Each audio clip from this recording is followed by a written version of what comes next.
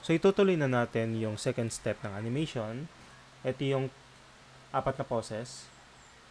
Yung dalawang pass position, alternate. Naka-bend yung isang paa.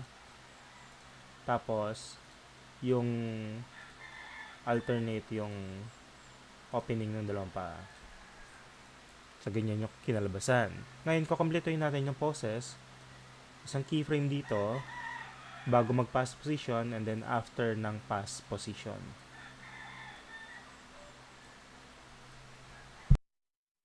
Ito pala yung after ng pass position. Dito kasi, ihahanda na niya para itapak yung paa.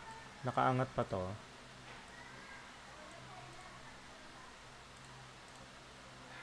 Ganyan.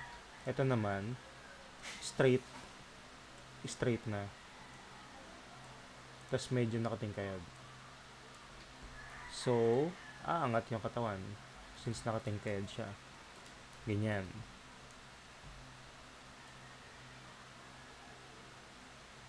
And then, babagsak. Dito naman, mag-shift yung weight after nitong nakaspread na pa. So, babagsak dito. Ito kasi magi-straight dapat kasi nasa kanya na yung weight ng katawan. Ayan, mas mababa siya. Ito naman, pwede na siyang umangat kasi wala na sa kanya yung bigat ng katawan. Ganon. So, bababa natin. Ay, hindi ito. Itong part na to.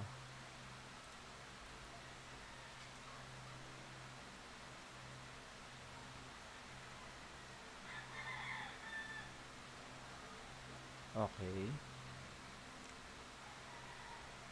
Sa pagbaba naman ng yung weight dito, dapat nakaano pa to eh. Ganito.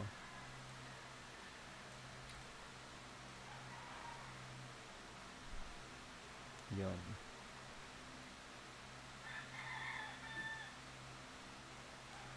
Kulang sa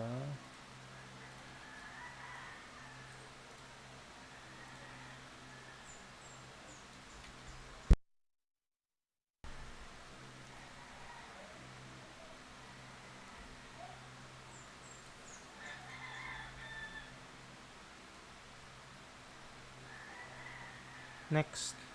Ay, yung kamay pala. Magbe-bend dito. After ng spread, magbe-bend siya dito. So, ito ay naka-bend. Yun yung pinakang relax niya. Tingnan din natin yung sa likod na kamay. Etong green. Ibe-bend natin.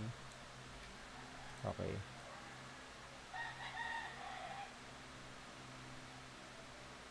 Okay. Next. Keyframe dito. And then keyframe dito. Again, after ng pass position, ito ay magre-ready para ibagsak yung paa. Ito naman, naka-straight.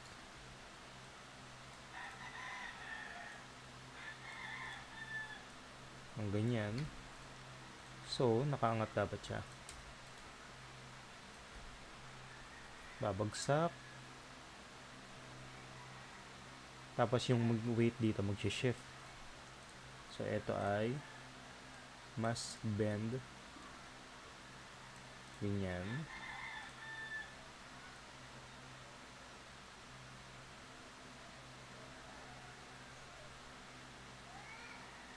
Okay. Tapos ito naman ay naka-bend.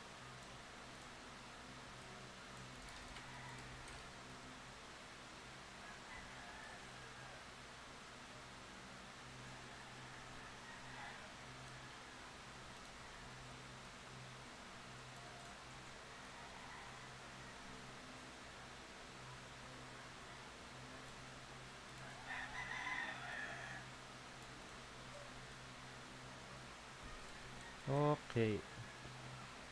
Panoorin natin.